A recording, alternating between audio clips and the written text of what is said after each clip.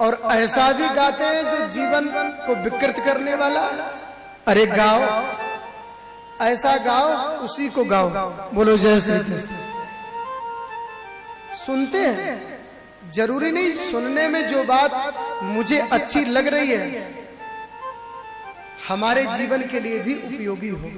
नहीं, सुनने लायक है उसी को सुनो। हाँ, गुनगुनाने लायक है उसी को गुनगुनाओ, वरना व्यर्थ मत बोलो। बोलो जय श्री कृष्ण। जय श्री कृष्ण। सौनक जी कहते हैं, सूत जी, चिंता मणिर लोक सुखम सुरुद्रु स्वर्ग संपदम प्रेक्षति गुरु प्रीतो वैकुंठ योगी दुर्लभ। किसी को चिंतामणि मिल जाए, चिंतामणि मिलते ही लोक के सुख मिल जाते हैं।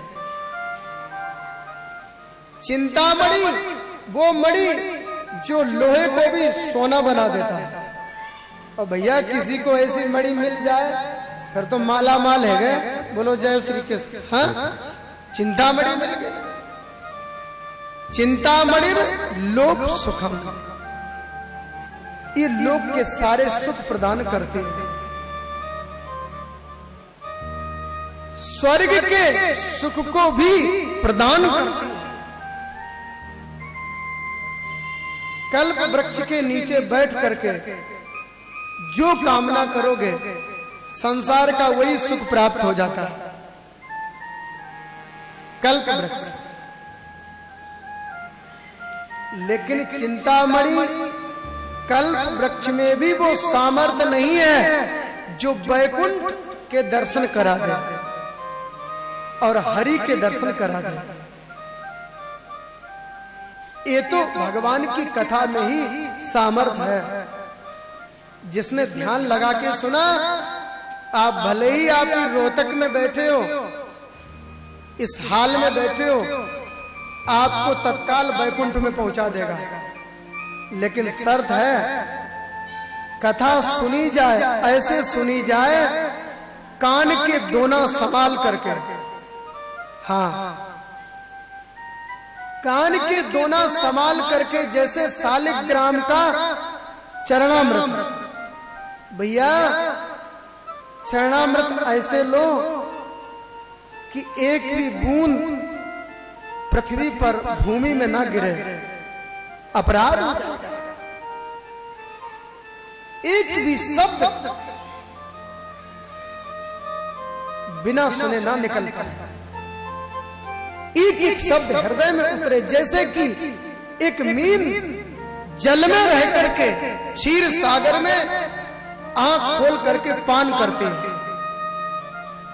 ऐसा जो श्रोता होता है वास्तविक उसके जीवन में ही ये घटना घटती है।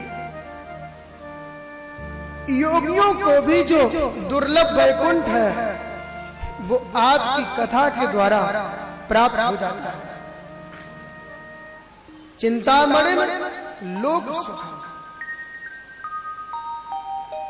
कल्प वृक्ष और चिंतामणि में ये सामर्थ्य नहीं है कि हमें वैकुंठ के दर्शन, हरि के दर्शन करवा। ये सामर्थ्य तो आपके ज्ञान में है।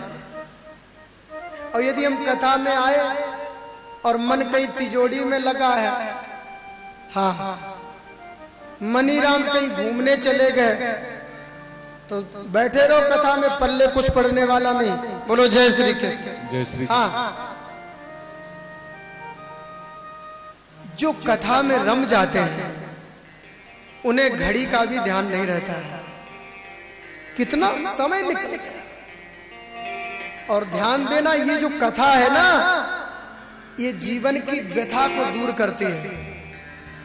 संसार में ऐसा कोई व्यक्ति नहीं जिसको कोई व्यथा ना लगी हो। हर व्यक्ति को व्यथा लगी हुई है, और व्यथा को दूर करना है तो हमें कथा सुननी पड़ेगी। और कथा सुननी नहीं है, कथा को पीना है। सुनी जाती है संसार की बात और भगवान की कथा पान की जाती है। कर्णारंडेन कर्ण पुटई, इसे पियो। बोले अजी कब तक पिए?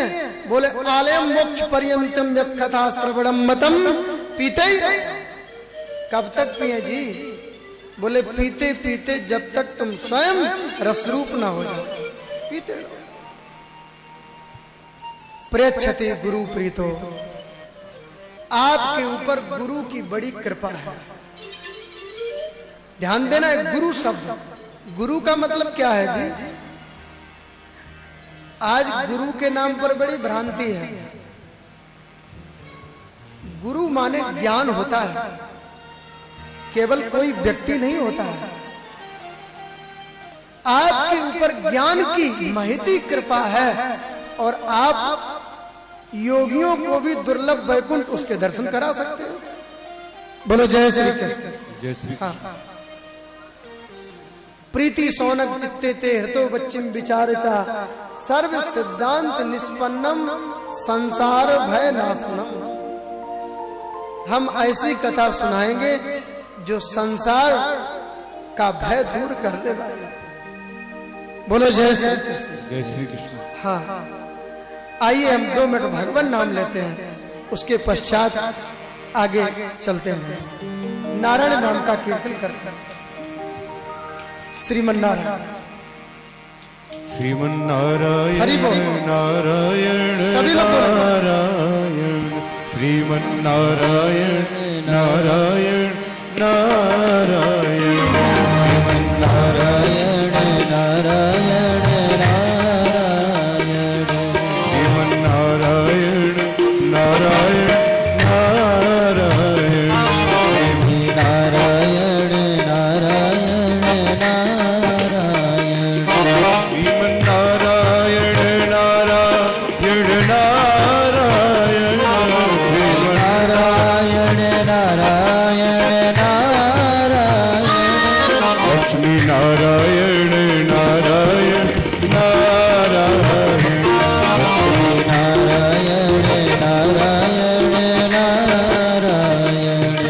राम नारायण, नारायण नारायण, राम नारायण, नारायण नारायण, राम नारायण, नारायण नारायण, राम नारायण, नारायण नारायण, श्रीमन नारायण, नारायण नारायण, नारायण नारायण नारायण, जय हो।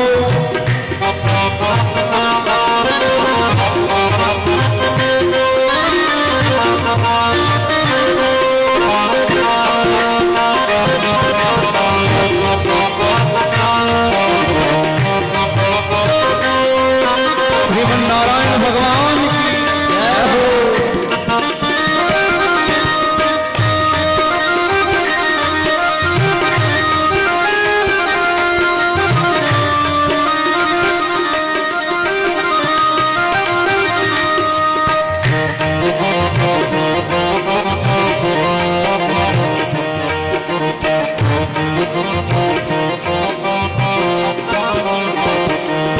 माधव नारायण, नारायण नारायण, माधव नारायण, नारायण नारायण, माधव नारायण, नारायण, माधव नारायण, नारायण नारायण, श्रीमन नारायण, नारायण नारायण, श्रीमन नारायण,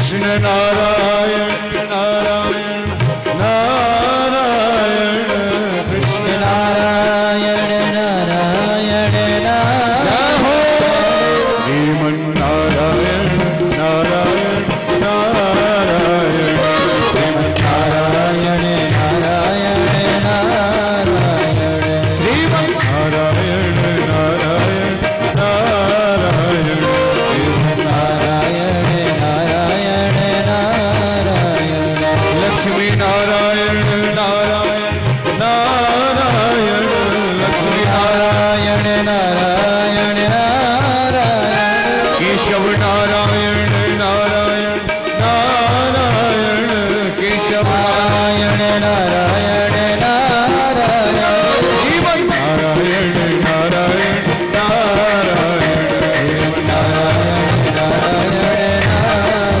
ओ श्रीमन नारायण नारायण नारायण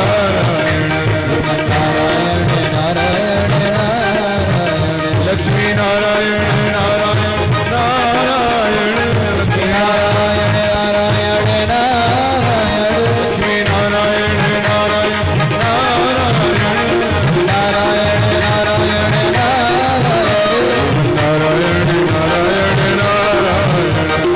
नारायण नारायण नारायण श्रीमन नारायण नारायण नारायण नारायण नारायण नारायण नारायण नारायण नारायण नारायण नारायण नारायण श्रीमन नारायण भगवान की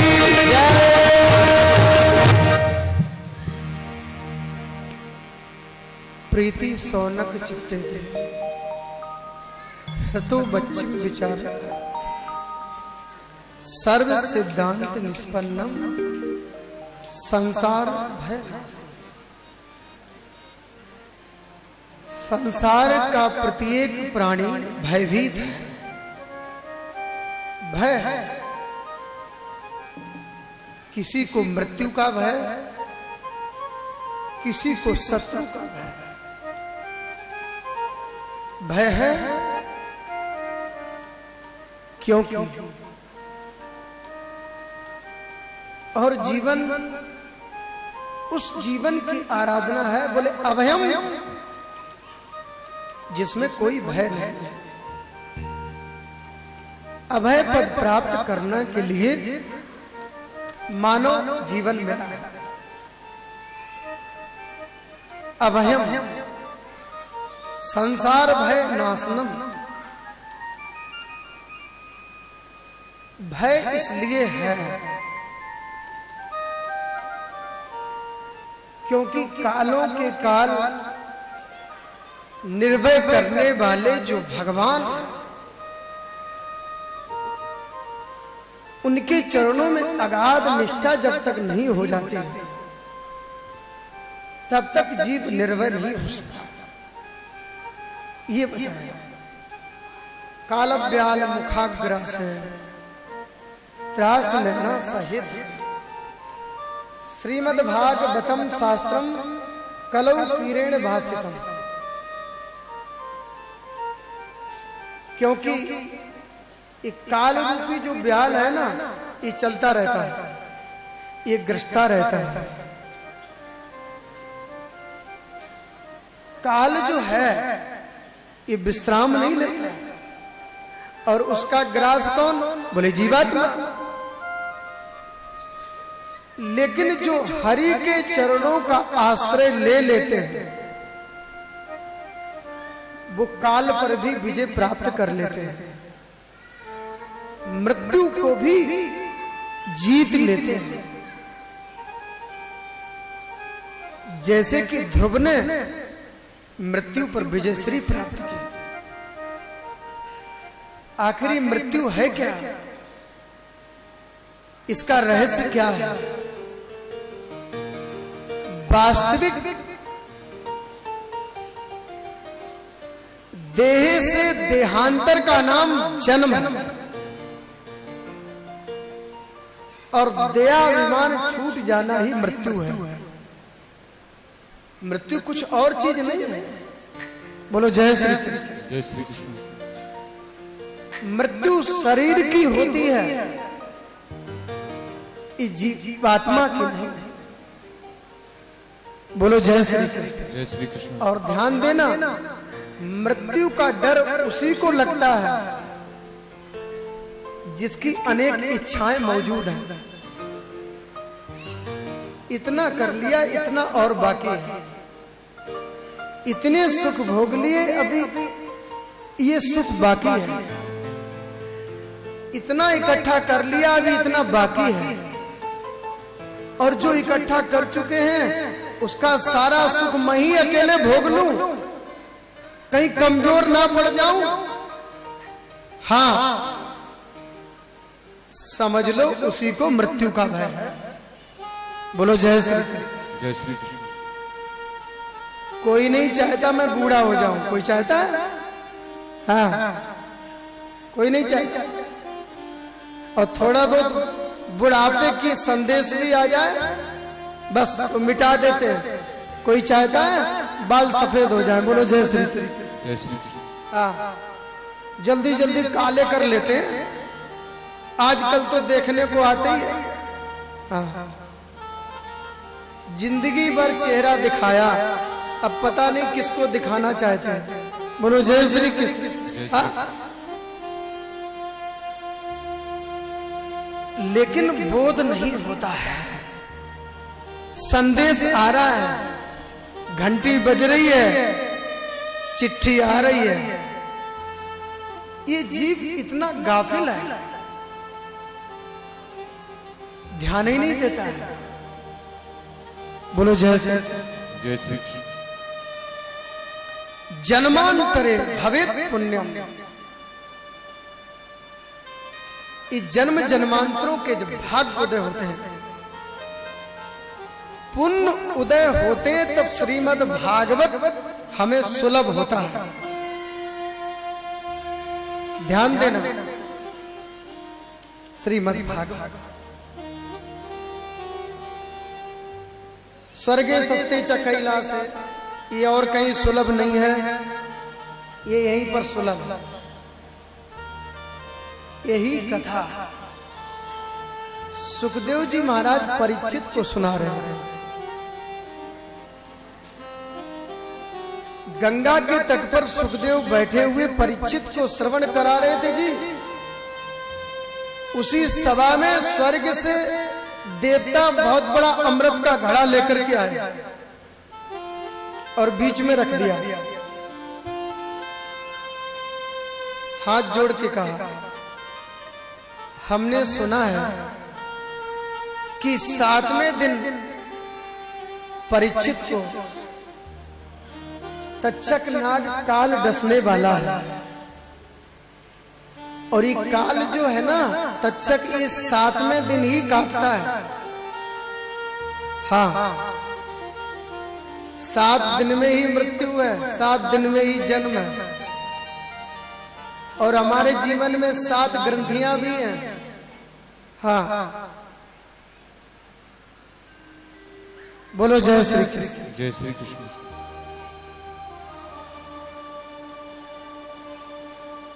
जन्मांतरे भवेत् पुण्यम। स्वर्ग के देवता आए। सुखदेव बोले कैसे आए?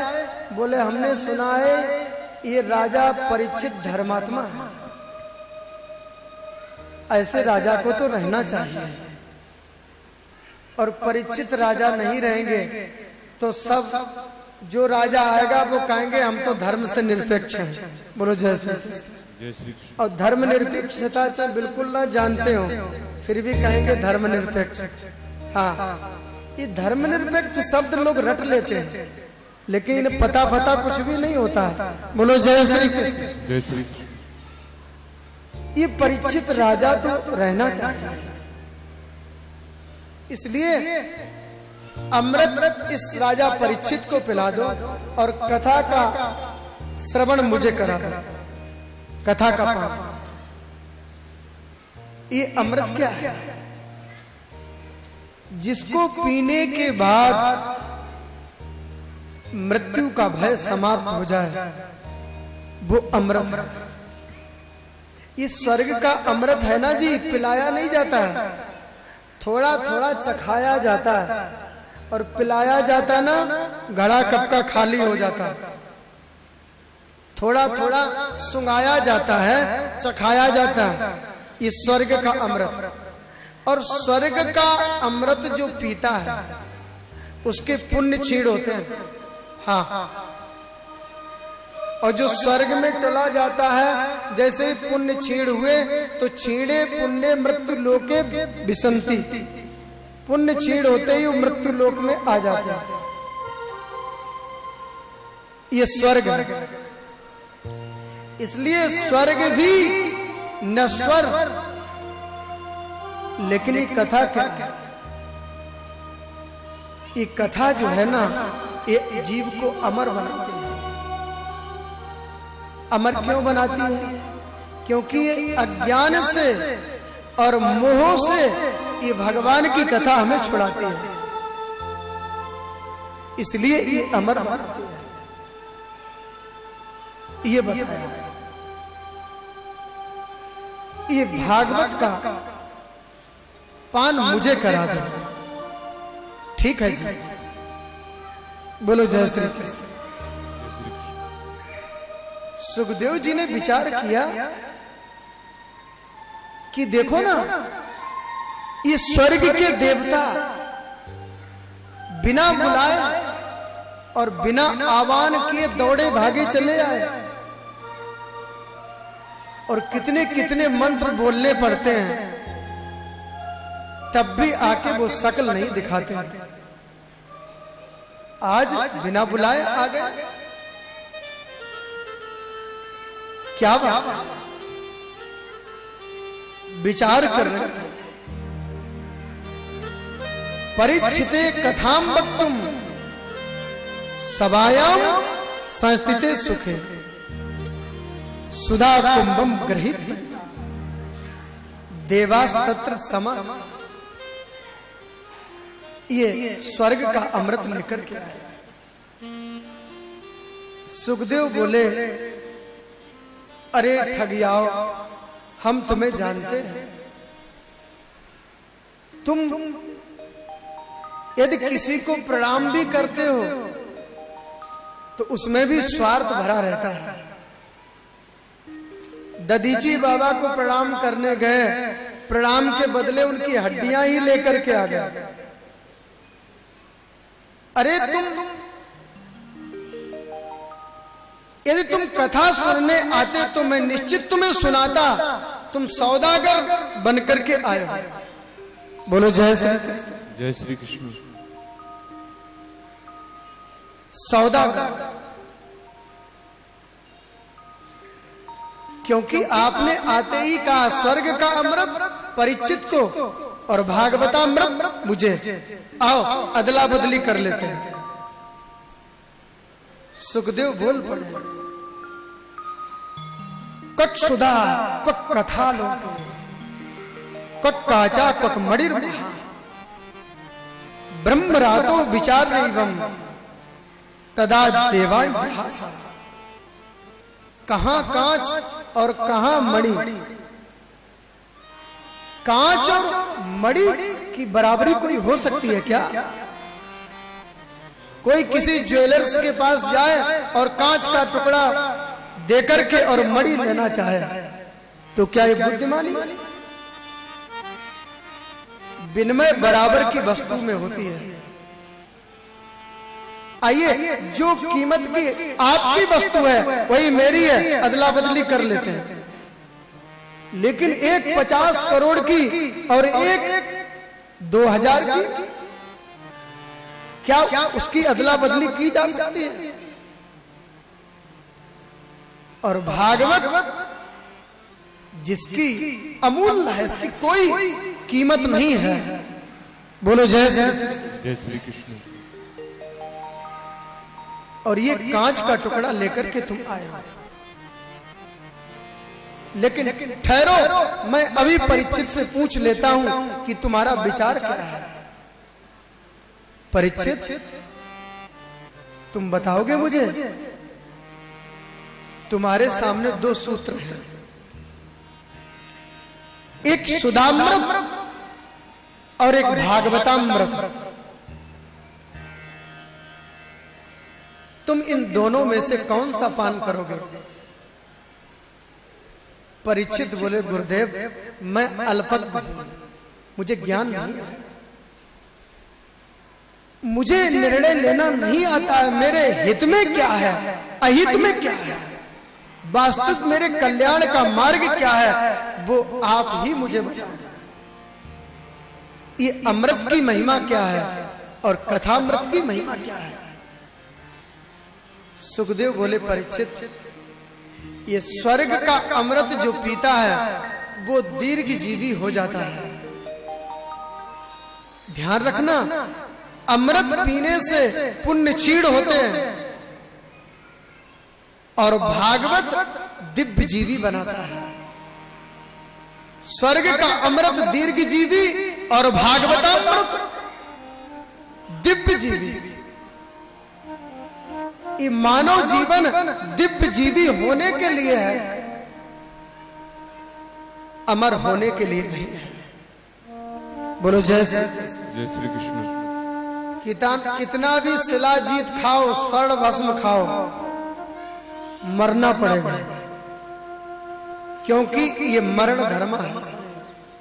ये संसार संसर्तित इत संसार, जो खिसक दावे, जो सरकता है वो संसार है। संसार संसर्तित इत संसार, जो सरकता है, जो खिसकता है, रुकता नहीं है, इसलिए ये संसार। परीक्षित बोले, गुरुदेव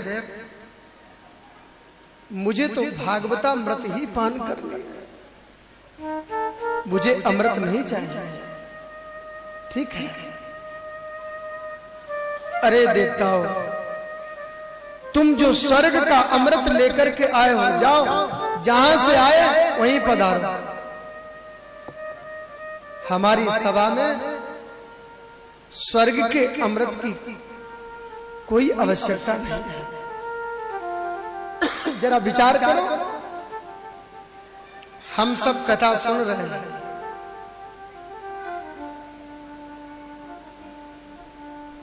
और जरा भी कोई लंबी आयु जीने वाला मसाला आ जाए, सुख की चीज आ जाए, कथा भूल जाएंगे। और तो क्या कहें, कुछ भी ना आए, फिर भी कथा में श्रीमती निद्रा देवी आ जाती हैं। बोलो जय श्री कृष्ण। हाँ, और कथा में तो आते ही इतनी मीठी नींद आती है, वो नींद की 4-4 गोलियां खाने के बाद भी नींद नहीं आती। हाँ, और ये केवल खाली फर्श पर नींद आ जाती, उतनी मीठी। बोलो जय श्री। ये कथा की तो महिमा है। जिसे कथा में नींद आए उसे थोड़ी गिलानी होनी चाहिए। प्रभु, क्या मुझ पर आप प्रसन्न नहीं हो? आपकी कथा चल रही है और मुझे नींद आ रही है, पश्चाताप होना चाहिए। आपकी कथा में हम बैठे हैं, लेकिन मेरा ध्यान कहीं और जा रहा, मन कहीं और। हमें थोड़ा जब पश्चाताप होगा तो वास्तविक हमें अपना रास्ता निश्चित मिलेगा। ये वेदना ही हमें सत्य से मिलाती है, और वेदना ही ना हो तो फिर वो मार्ग कैसे मिले? बोलो जय श्री कृष्ण। जय श्री कृष्ण। हाँ, ये जय श्री कृष्ण थोड़ा तेज बोलो। बोलो जय श्री कृष्ण। जय श्री। परीक्षिते कथा, स्वर्ग के देवता चले गए और ब्रह्मा जी की सभा में जाकर के अमृत का घड़ा रख दिया। देखो देखो, ये मृत्यु लोक के जीव ने अमृत का तिरस्कार कर और भागवत को अंगीकार किया। इसका रहस्य क्या है? विधाता ब्रह्मा ने भी विचार किया, विचार करने लगे। देखो, ये स्वर्ग का अमृत ठुकरा दिया, भागवत को अंगीकार।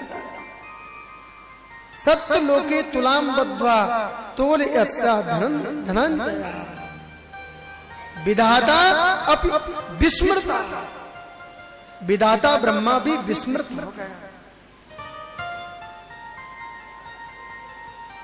उन्होंने तराजू के एक पल्ले में समस्त साधन रखे, सब लोग जानते इस प्रसंग को, और सारे साधन हल्के हो गए, लेकिन भागवत का पल्ला ही भारी रहा। सारे साधन हल्के हो गए।